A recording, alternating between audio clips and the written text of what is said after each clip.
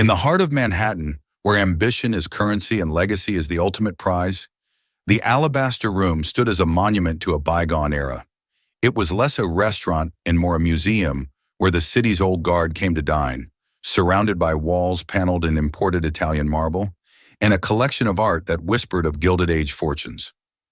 For 22-year-old Clara Morgan, it was both a lifeline and a gilded cage. By day, Clara was a ghost, haunting the halls of Columbia University's art history department, buried in the arcane study of pigment composition and radiographic analysis of Renaissance underpaintings. By night, she wore the starched white apron of a server, her movements a silent, practiced ballet of efficiency. The job, with its grueling hours and often condescending clientele, was the penance she paid for her passion. It was the only way to afford her tiny apartment and the tuition for a degree she hoped would one day restore a name that had been dragged through the mud decades ago, her own. Clara was not just any art history student. She was the granddaughter of the late Professor Alistair Morgan, a man who had once been a titan in the field, a celebrated curator whose career had imploded in a catastrophic scandal involving a misattributed Vermeer. He had died in disgrace, his reputation shattered, leaving his family with a legacy of shame. Clara's obsession with uncovering forgeries was not merely academic. It was a deeply personal crusade to reclaim her family's honor. This knowledge, this burning secret, was the engine that drove her, a fire banked low beneath a calm, professional demeanor. Her world at the Alabaster Room was populated by a predictable cast. There was Mr. Davies, the manager, a man whose spine seemed to be made of gelatin, perpetually quivering with anxiety. He worshipped the restaurant's wealthy patrons and treated his staff as disposable, interchangeable parts of his flawless machine. Then there was Madison, a server whose 5 years of tenure had soured into a corrosive resentment for anyone younger or brighter. Madison saw Clara's quiet competence not as an asset to the team, but as a personal affront. Her help was always a prelude to sabotage, a forgotten allergy note, a misheard drink order, small, deniable acts of malice designed to make Clara stumble. Clara weathered these nightly skirmishes with a stoic grace that only seemed to fuel Madison's animosity. On this particular Thursday evening, an electric tension crackled through the restaurant. The reservation book held a name that had sent Mr. Davies into a state of near apoplexy: Elias Thorne. Clara knew the name well. In the art world, Elias Thorne was a demigod and a devil rolled into one. A German-born industrialist who had built a technology empire from scratch, Thorne was now one of the world's most formidable art collectors. His methods were as ruthless as his business tactics. He didn't just acquire art, he conquered it, using his vast fortune to outbid museums and private collectors alike. Articles in Artforum and The Collector's Quarterly described him as a man with an infallible eye and a volcanic temper, a purist who loathed mediocrity and had an almost pathological obsession with authenticity. Mr. Davies convened a frantic pre-shift meeting in the steamy confines of the kitchen. "Listen up," he hissed, his eyes darting from face to face. "Elias Thorne, table 7, 7 o'clock sharp. This is not a drill. I want perfection. Every glass polished, every syllable polite. He's a kingmaker. One bad review from him, and we might as well shut our doors." His gaze landed on Clara, a long, appraising stare. "Morgan, you're on table 7. A collective intake of breath swept through the staff. Madison shot Clara a look of pure, venomous glee mixed with a sliver of pity. Serving Thorne was the ultimate test, a public execution waiting to happen. "Sir, with all due respect, Madison has more experience with our premier clientele," Clara said, her voice a model of professional deference. It was a calculated move. She knew Davies would interpret her humility as weakness and her suggestion as a challenge to his authority. Davies' lips tightened. "My decision is final, Morgan. I want our sharpest on display tonight. Don't make me regret it." Madison smirked and turned away, polishing a spoon with theatrical intensity. The knot in Clara's stomach wasn't just fear, it was a familiar, weary resignation.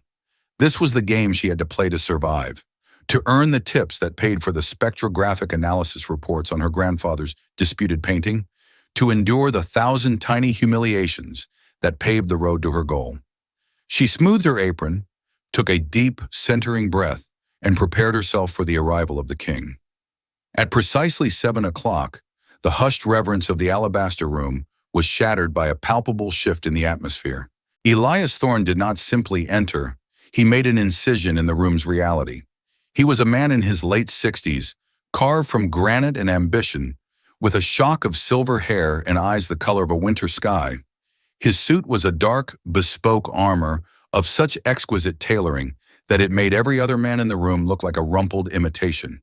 He moved with the predatory grace of a wolf, his gaze sweeping the room, assessing, cataloging, and dismissing everything in a single, imperious glance.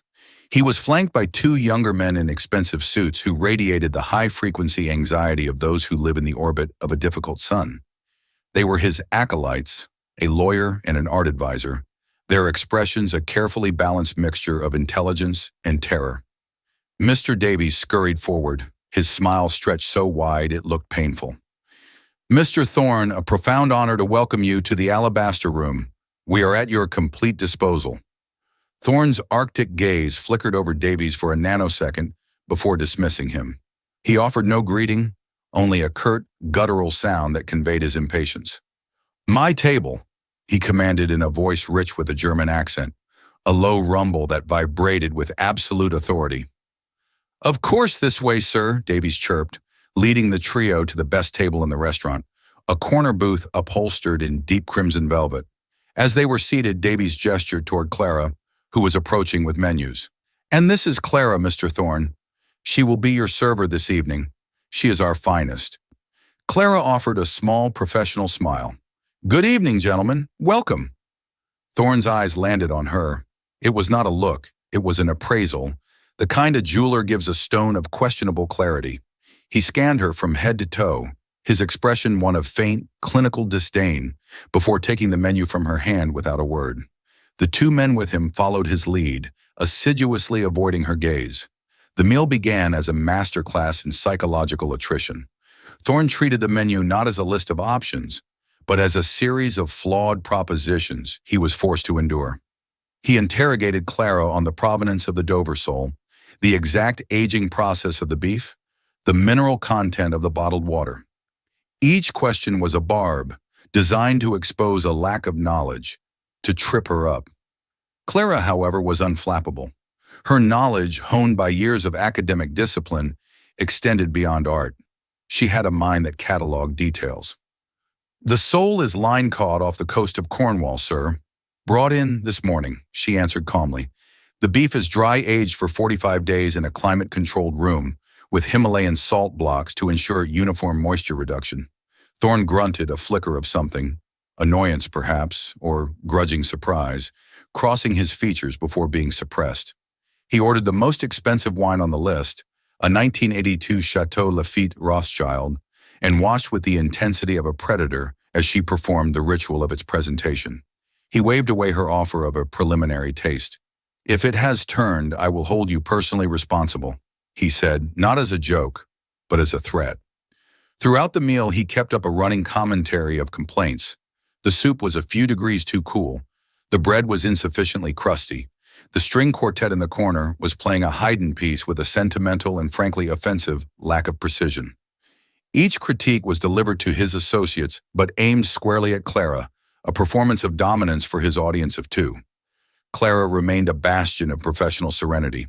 She apologized sincerely, rectified every issue without fuss, and maintained a calm poise that seemed to inflame his irritation further.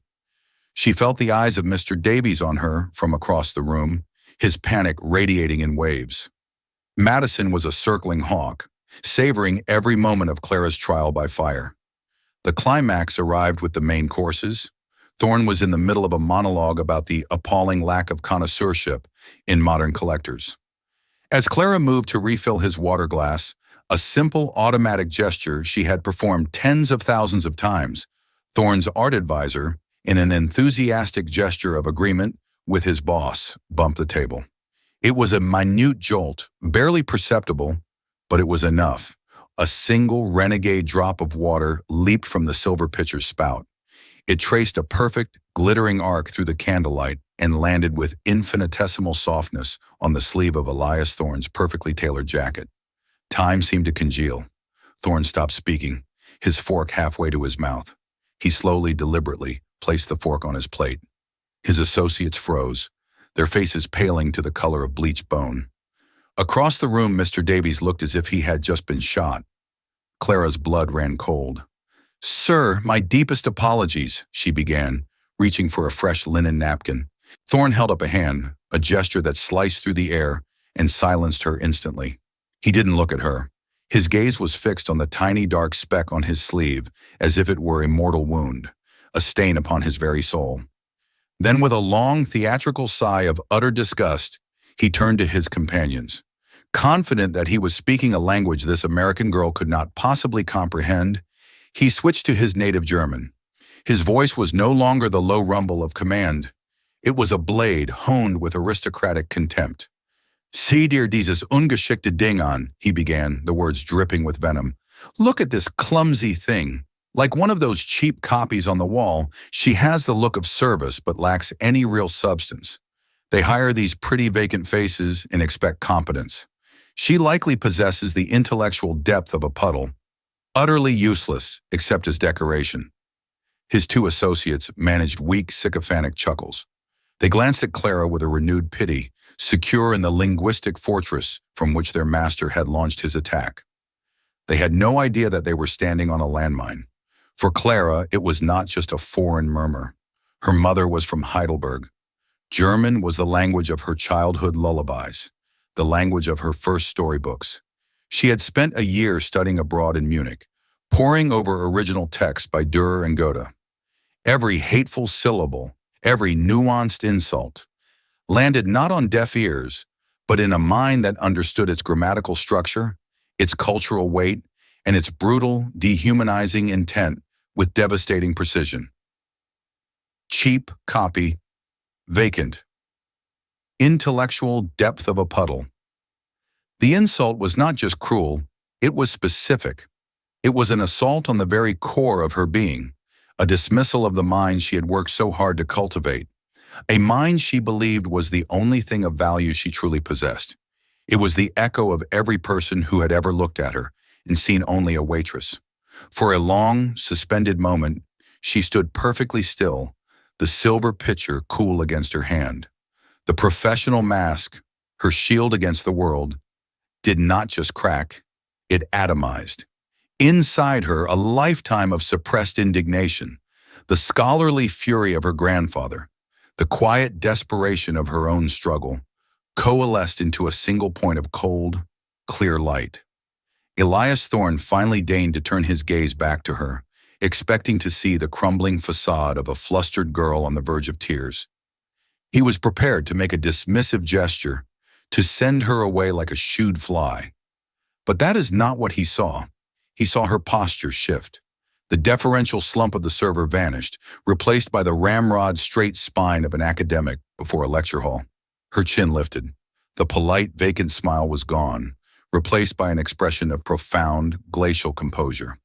With a deliberate, unhurried movement, she placed the water pitcher on a nearby service stand. Then she met his eyes. Her gaze, which he had dismissed as merely decorative, was now alight with a fierce, analytical intelligence that seemed to pierce right through him.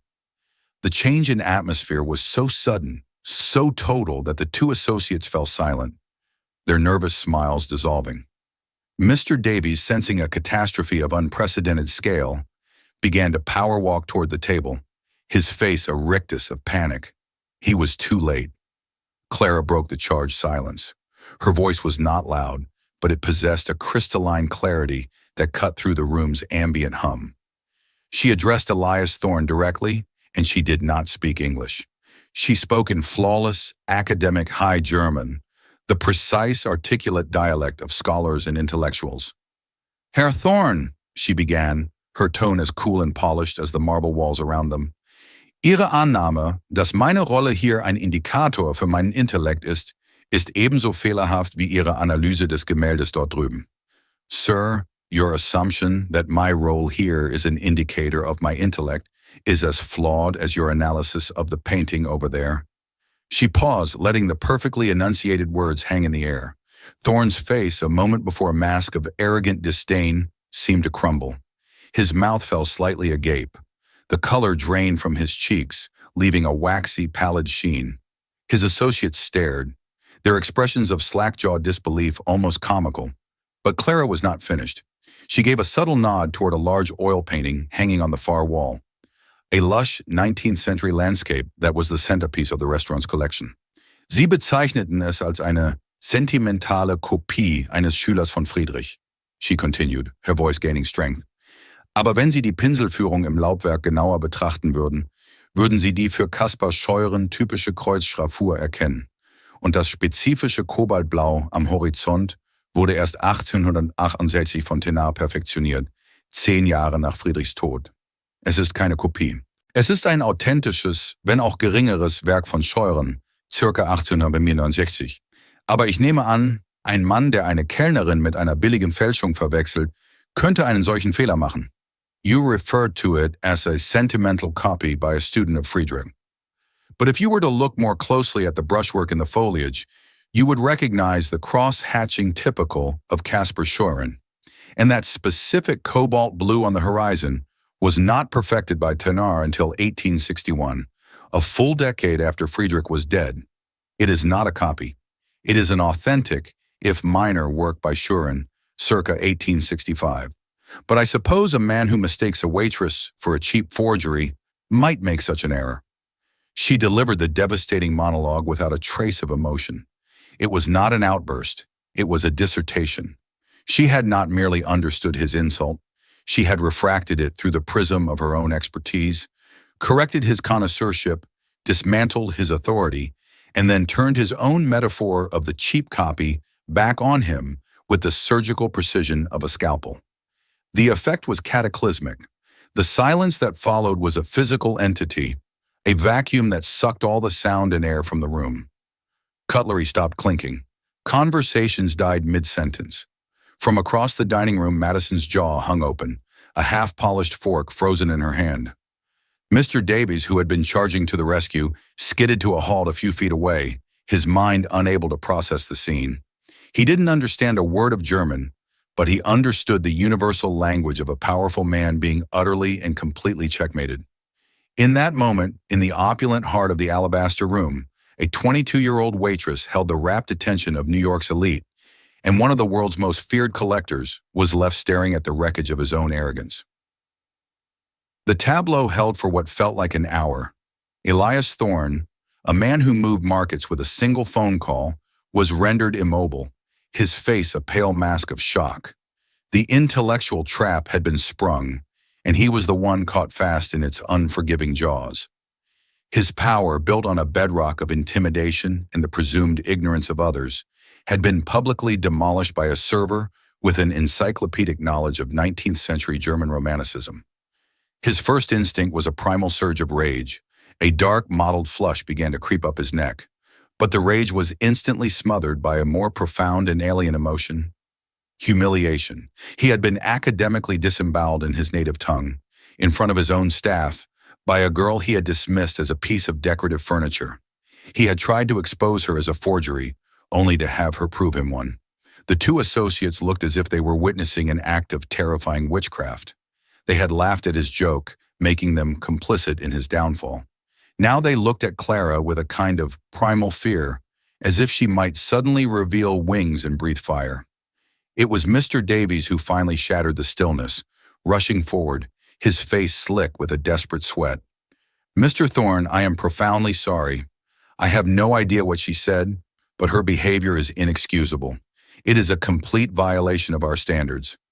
"Morgan, you are—" "Schweigen Sie," Thorne snarled. "Be silent." The German words were a whip crack. Davies froze, his mouth snapping shut. Thorne's eyes had not left Clara's face. The shock was slowly being replaced by something else, something far more dangerous, a glacial, razor-sharp curiosity.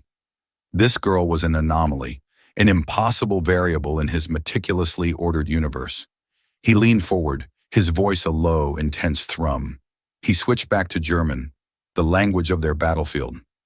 "Wo sind Sie?" Who are you? Clara met his stare without a tremor. She replied in the same perfect German. Ich bin Clara Morgan, Ihre Kellnerin. I am Clara Morgan, your server. The stark simplicity of her answer was another perfectly executed blow. She was not gloating or grandstanding. She was refusing to let him define her by her job while simultaneously owning it, turning his own condescension back on him. Das habe ich nicht gefragt, Thorne pressed, his voice taut. Wo haben Sie gelernt, meine Sprache zu sprechen? Wie eine Gelehrte? That is not what I asked. Where did you learn to speak my language like a scholar? He was probing now, searching for a chink in her armor. He expected to hear about a grandmother from Bavaria or a few college courses. I studied at the Ludwig Maximilians Universität in Munich for a year, Clara replied, her voice steady. My graduate thesis at Columbia is on radiographic identification of forgeries in the Northern Renaissance School, but my private passion is German Romanticism. It was my grandfather's field. She didn't offer his name. The shame was still too raw. The mention of LMU Munich, one of Germany's most prestigious universities, in a graduate thesis landed like body blows. He had just insulted a serious academic, a scholar whose knowledge in this specific area was clearly superior to his own. The irony was so dense it was almost tangible. The art advisor, Marcus, a desperate need to fix the unfixable etched on his face, cleared his throat. Sir, perhaps we should— Halt den Mann, Marcus, Thorne snapped in German. You braid like a donkey. You are as much a fool in this as I. Marcus shrank into his seat, his face burning. Thorne's attention returned to Clara. The game had irrevocably changed. This was no longer about a spilled drop of water. It was a confrontation of intellects, and he had been profoundly outmatched. For the first time in decades, Elias Thorne was intrigued. This young woman possessed a terrifying combination of knowledge, courage, and composure under fire. Such qualities were exceedingly rare. Such qualities were assets. He looked at her, truly looked at her, for the first time, past the uniform to the formidable, analytical mind behind her calm eyes. He saw the steel in her spine, and in the cold, brutal calculus of his world, assets were to be acquired. Mr. Davies, utterly lost in the lengthy German exchange, decided he had to act. Morgan, my office! Now! He hissed, grabbing Clara's upper arm. Clara winced at the bite of his fingers, but before she could speak, Thorne's voice, now in crisp, authoritative English, cut through the air. Take your hand off of her. The command was absolute. Davies snatched his hand back as if he'd touched a hot stove. She is not going anywhere, Thorne continued, his gaze locked on Clara. In fact, I believe Miss Morgan and I have a great deal more to discuss. He gestured to the empty chair beside him. Please, he said to Clara, the word sounding stiff and unfamiliar on his tongue. Sit down. The command sent a fresh shockwave through the room. A billionaire collector, in the middle of a public humiliation, asking the waitress who had just eviscerated him to join his table. The rigid social architecture of the alabaster room had just been dynamited. Clara stood frozen, caught between the sputtering rage of her manager and the intense, unreadable gaze of the most formidable man she had ever met. The man who had insulted her, who had been the catalyst for this entire disaster, was now offering her a seat at the table. The night was far from over. The invitation to sit was a command cloaked in the thinnest veneer of civility. Clara looked at the crimson velvet of the offered chair, then at Elias Thorne. Her every instinct, honed by years of navigating the service industry's treacherous currents, screamed at her to refuse, to retreat to the safety of her professional role. But a deeper, more defiant impulse, the spirit of her disgraced grandfather, the scholar within her, urged her forward. He had initiated this bizarre intellectual duel. She would see it to its conclusion. With a quiet dignity that belied the frantic pounding of her heart, Clara pulled out the heavy chair and sat down. Her back was as straight as a rod of iron. Across the room, Madison watched, her face a mask of disbelief and incandescent rage. This was a cosmic injustice. Clara was supposed to be fired, to be leaving in tears. Instead, she was being treated like an honored guest. The injustice of it all curdled into a venomous, white-hot jealousy. You're not what you appear to be, Miss Morgan, Thorne said, his English precise and formal. Few people are, Mr. Thorne, she replied, her voice cool and even. A ghost of a smile touched his lips. It did not reach his eyes. Touché. Your German is academic. Your knowledge of art is clearly substantial. Why are you here, wasting your intellect serving overpriced entrees to men like me? It was the question she wrestled with every night. She gave him the unvarnished truth. Because academic grants do not cover rent in this city, and my family does not have the resources to support my studies. This is an honorable job. It funds my research. The last words were a quiet assertion of her own worth, a subtle rebuke of his earlier insult. Honor does not leverage opportunity, he countered dismissively. Intellect does. Courage does. You have demonstrated both. Those are commodities I understand, and commodities I invest in. Clara waited, her hands clasped in her lap. My personal acquisitions team is currently vetting a major collection coming up for private sale, he continued, his voice lowering conspiratorially. The Dubois collection, French Impressionism, exquisite pieces, but the provenance on several is ambiguous. My experts are divided. They are brilliant, but they are cautious. They see data, but they lack instinct. They can be fooled by a masterful forgery because they respect the technique too much. He leaned forward, the intensity in his gaze creating a palpable pressure field. I need more than an expert. I need a skeptic. I need someone who looks for the lie, not the truth. Someone with a mind that instinctively deconstructs, that sees the flaw in the brushwork, the anachronism in the pigment. I need a mind like the one that saw the truth about that worthless Shurin on the wall. The implication was as clear as it was terrifying. Clara's heart hammered against her ribs. This was impossible. This was a dream. I am offering you a position, Miss Morgan, he said, the words falling like weights into the silent room. A trial position, to begin. You would work directly with me, as a special consultant. You would have access to my labs, my library, my entire apparatus. Your sole job would be to find the forgeries, to be my truth teller. He named a salary that made the air rush from her lungs. It was a figure so astronomical, so far beyond the scope of her reality, that it sounded like a fiction. It was student debt erasing, life-altering, family-rescuing money. It was freedom, and it was being offered by the man who, less than an hour ago, had called her a vacant, clumsy thing. The cognitive dissonance was staggering. Why? She asked, her voice a near whisper. Why me? Because you are not afraid of me, Thorne stated, as if it were the simplest fact in the world. Everyone who works for me is afraid of me. Fear makes them cautious. It makes them predictable. They tell me what they think I want to hear. You, Miss Morgan, he said, and for the first time, his eyes seemed to be measuring not her intellect, but her soul. Told me the truth, even when it was dangerous. That quality, that intellectual ruthlessness, is rarer and more valuable to me than any masterpiece. He paused, the silence stretching taut between them. So, what is your answer? The world narrowed to the space between them, a battlefield of clinking glasses and the hushed whispers of the city's elite. Clara looked at his expectant face, at the opulent room that had been her prison, and at the impossible, gilded door he was holding open. But her mind was a maelstrom. This was not a job offer. It was an annexation. To work for this man, this arrogant, cruel, brilliant man, would be to cede some vital part of herself. To accept a future born from a moment of such profound disrespect felt like a devil's bargain, a contract signed with the ink of her own humiliation. I would need to consider it, she said, the words feeling thin and fragile in the charged air. Yet they were the truest thing she could offer. It was an act of self-preservation, a desperate claim on the autonomy he was trying to purchase. Thorne did not frown.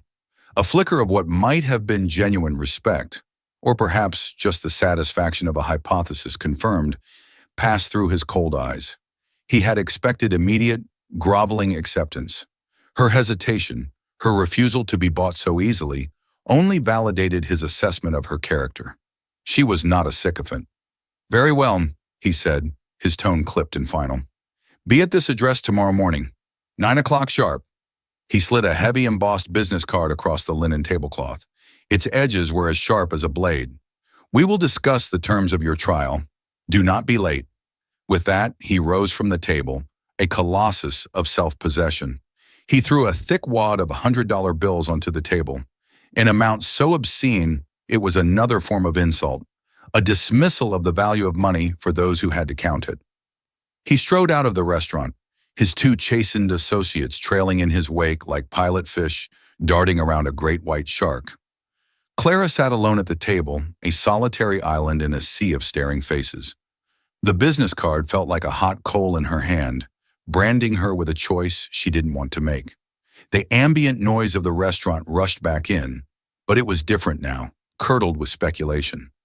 Mr. Davies was hovering nearby, his face a grotesque mask of confusion and terror, as if he couldn't decide whether to fire her or promote her.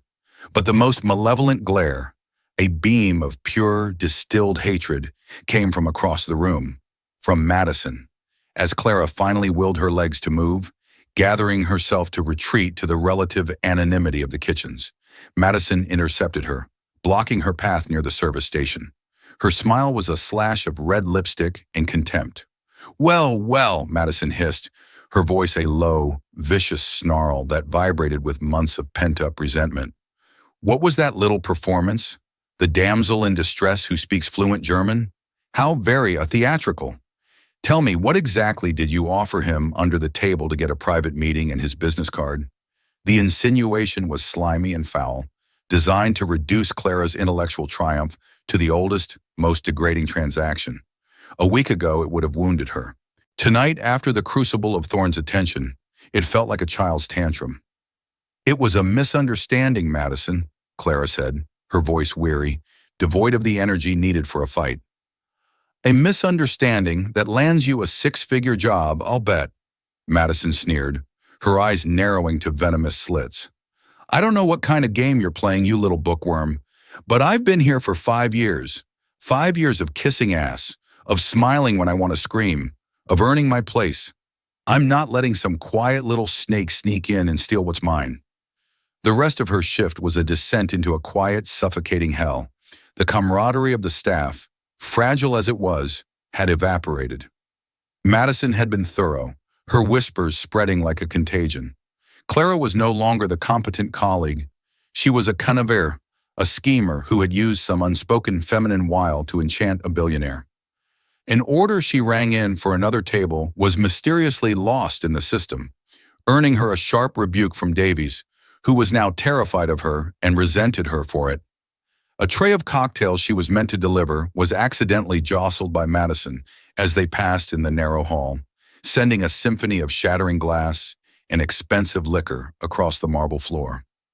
Clara realized with a sinking, leaden certainty that her life at the Alabaster Room was over. The choice Thorne had presented wasn't a choice at all. It was a foregone conclusion.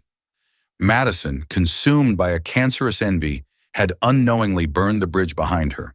The gilded cage, which had been her sanctuary and her penance, was now a hostile territory from which she had already been exiled. The path back was gone. The only way was forward into the terrifying, brilliant, and morally compromised world of Elias Thorne. The next morning, Clara stood before the Lion's Den. Thorne's headquarters occupied the top 3 floors of a sleek glass and steel skyscraper that seemed to sneer at the more traditional architecture of Midtown.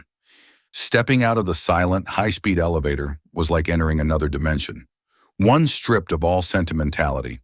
The reception area was a temple of minimalist austerity, white marble floors, black leather furniture, and a single colossal Gerhard Richter painting that seemed to absorb all the light and sound in the room. Thorne did not greet her with pleasantries. He emerged from a stark white corridor, nodded curtly, and said, "Follow me." He led her past a series of glass-walled offices where severe-looking people stared intently at computer screens, their faces illuminated by the cold glow of data. The air was thin and cool, smelling faintly of ozone and expensive coffee.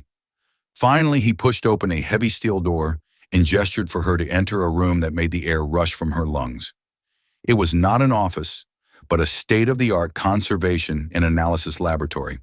It was a scholar's paradise, a sanctuary of empirical truth. X-ray fluorescence spectrometers sat next to infrared reflectography cameras. Gas chromatographs were arrayed beside high-powered stereo microscopes. It was the kind of facility she had only read about in academic journals, a place where art was stripped of its romance and forced to confess its material secrets. "This will be your space," Thorne said, his voice flat. "My current team will resent you. They are men with doctorates from the Sorbonne and Cambridge. They will see you as an interloper, an amateur with a lucky anecdote. I expect you to prove them wrong. Your value to me is not your education, it is your skepticism. They look for reasons to believe. You must look for the reason to doubt. Your trial begins now." He led her not to a painting, but to a small framed drawing on a velvet-covered table. It depicted a writhing mass of figures, a grotesque scene of human suffering rendered in sepia ink and wash. It had the frantic, nightmarish energy of Goya. "A preparatory sketch for one of the black paintings," Thorne explained. "It surfaced from a private collection in Argentina 3 months ago. My team has authenticated the paper, which is period-correct wove paper from the early 19th century. They have analyzed the iron gall ink. Its composition is consistent with inks used by Goya's workshop.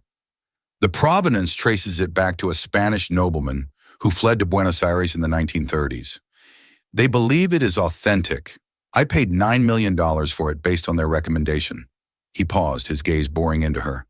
"I have a feeling, a dissonance. Now tell me what you see." This was not the simple, clear-cut test she had expected. The Fragonard in her fantasy had been a simple chemical anachronism. This was different. This was a battle of connoisseurship, of intuition against data. She spent the next 3 hours with the drawing.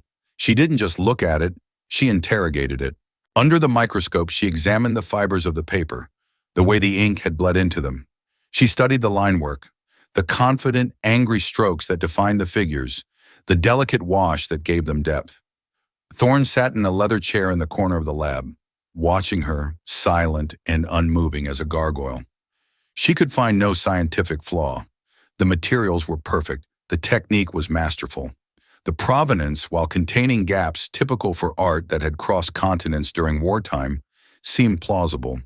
Yet Thorne's word echoed in her mind: dissonance. He had planted a seed of doubt, and she nurtured it. She stopped looking at the drawing as a whole and began to hunt for a single, discordant note. And then she found it. It wasn't in the ink or the paper. It was in the psychology of the artist's hand. In one corner of the frenzied composition, there was a small, terrified face, barely a few centimeters high. She magnified it 60 times. The lines that formed the eye were perfect, economical, but the mouth, a rictus of horror, was formed by a series of tiny, hesitant, overlapping strokes. It was a moment of uncertainty, a flicker of indecision. Goya, especially in his dark, furious later years, was never hesitant. His hand was a conduit for his rage and despair. His lines were brutal, certain, and swift. He did not stutter. She finally stepped back from the microscope, her heart pounding a slow, heavy rhythm. "My conclusion will be unpopular," she said, her voice quiet but firm. Thorne's expression did not change. "I do not pay for popularity." "The materials are authentic," she began, her voice gaining the confident cadence of a lecturer. "The paper, the ink, they are all from Goya's time. They may even have come from his workshop. But the hand that drew this is not his. It is the hand of a master draftsman, someone who studied Goya so intensely they could replicate his fury, his style, his very soul. But they are a student, a follower, not the master himself. In the mouth of this figure," she pointed, "the artist hesitated. They built up the expression of horror instead of creating it in a single, definitive stroke. Goya never hesitated. This drawing is an act of perfect mimicry, but mimicry lacks the divine certainty of creation. It is a forgery of intent, not of material, a brilliant, worthless fake." Thorne stood up and walked to the table. He picked up a magnifying glass and stared at the detail she had indicated. He looked for a long, silent minute. Then he placed the glass down, his movements precise and deliberate. He looked at Clara, and the cold, appraising look in his eyes had been replaced by something new, something that looked almost like hunger. My entire team of experts missed it, he said softly, a statement of fact that carried the weight of a death sentence for their careers. They were seduced by the data. They saw the correct pigments and the correct paper, and they stopped thinking. You saw the ghost in the machine. He gave a single sharp nod. The trial is over. The position is yours. Your first assignment will be to compile a dossier on the auction house and the Argentine family who sold me this. I want to know everything. And when you are done, you will help me dismantle them, piece by piece. The months that followed were a whirlwind of discovery and moral compromise. Working for Elias Thorne was like holding on to the tail of a comet. He was a demanding, often tyrannical mentor. He pushed Clara harder than she had ever been pushed, challenging her assumptions, forcing her to defend every conclusion with irrefutable evidence. Their relationship was not one of friendship, but of a fierce, combative, intellectual respect. It was exhilarating and terrifying. She was no longer a ghost in a university library. She was a hunter, and the world of art was her hunting ground. But there was a darkness to it.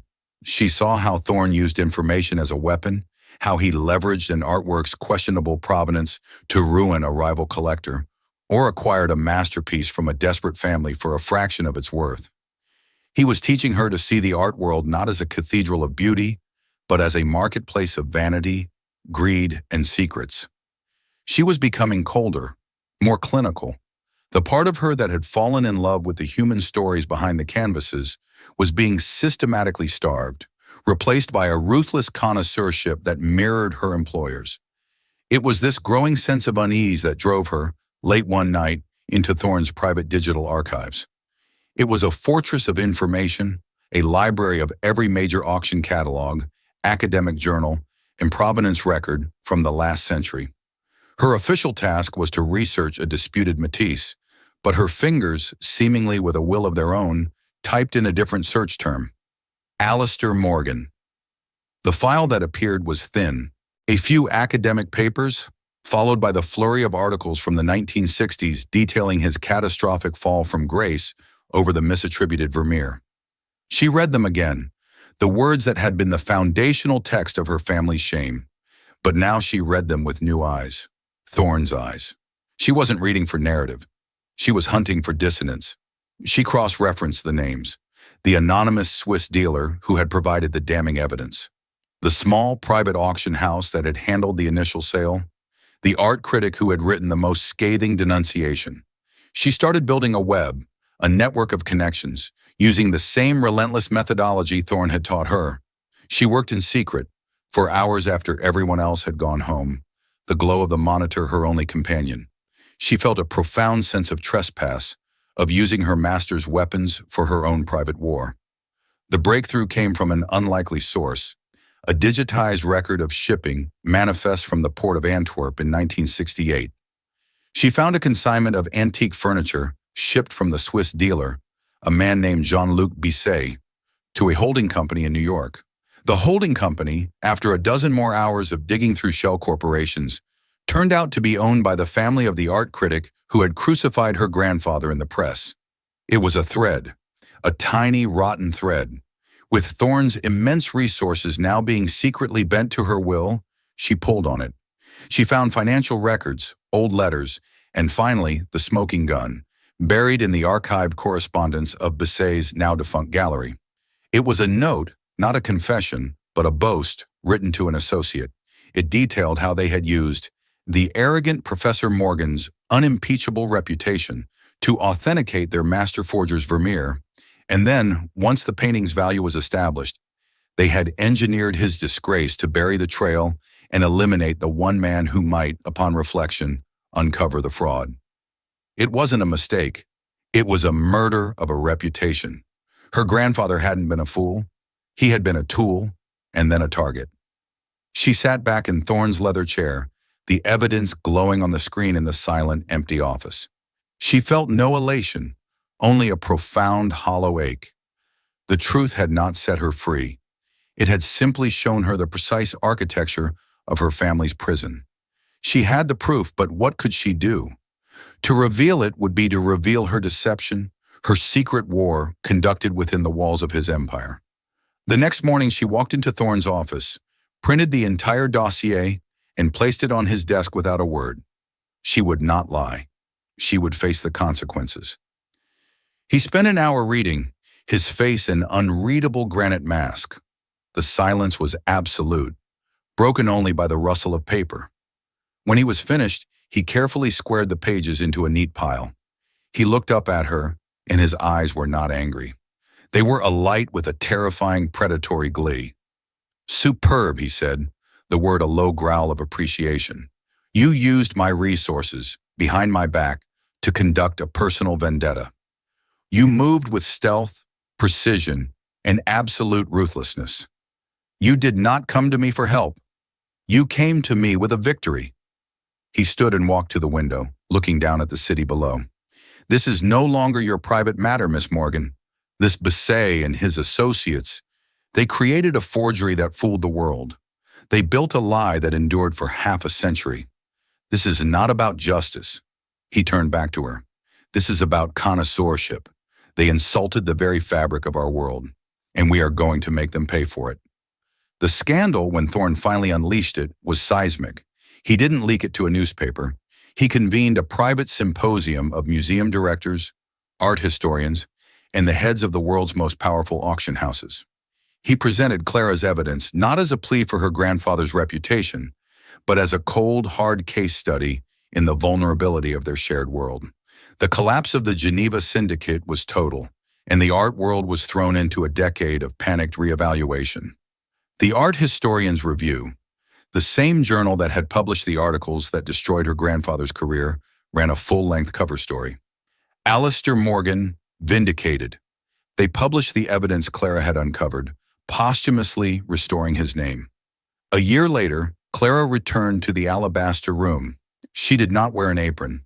She wore a tailored silk dress the color of midnight, and she walked not to the service station, but to the best table in the house, the corner booth upholstered in crimson velvet. Elias Thorne was already waiting for her, a bottle of 1982 Chateau Lafite Rothschild breathing on the table between them. She saw Mr. Davies scuttling by, his spine still made of gelatin. He met her eyes for a fleeting second, a look of pure, unadulterated terror passing over his face before he scurried away. In the distance, she saw Madison, her face a little harder, her movements a little slower, still polishing silverware, still trapped in the same bitter loop. Madison looked up, saw Clara, and for a moment, her mask of resentment fell away, revealing a vast emptiness beneath. Then the mask was back, and she turned away. Clara felt no triumph, only a distant clinical pity. "A sentimental journey?" Thorne asked, pouring her a glass of the wine. "A final accounting," Clara replied, taking the glass. The wine was perfect. They talked business for 2 hours. They were no longer mentor and student, but partners. She had her own team now, her own projects. She had become as sharp, as ruthless, and as respected as he was. She had reclaimed her family's honor, but she knew with a certainty that was both chilling and liberating that she had sacrificed a part of her softer self to do it. The girl who had studied art for its beauty was gone, replaced by a woman who studied it for its truth, and its truth was often a weapon. As the evening ended, Thorne looked at her across the table, his eyes catching the candlelight. "I was wrong about you that first night, Miss Morgan," he said. "Oh," she asked, an eyebrow raised. "I called you a cheap copy. In truth, you are an old master, rediscovered." Clara smiled, a slow, knowing smile that did not quite reach her eyes. "You're wrong again, Elias," she said, her voice a low, confident purr. She had never used his first name before. "I am not a rediscovery." She leaned forward, her gaze as direct and piercing as his had once been. "I am a new acquisition, and my provenance is entirely my own.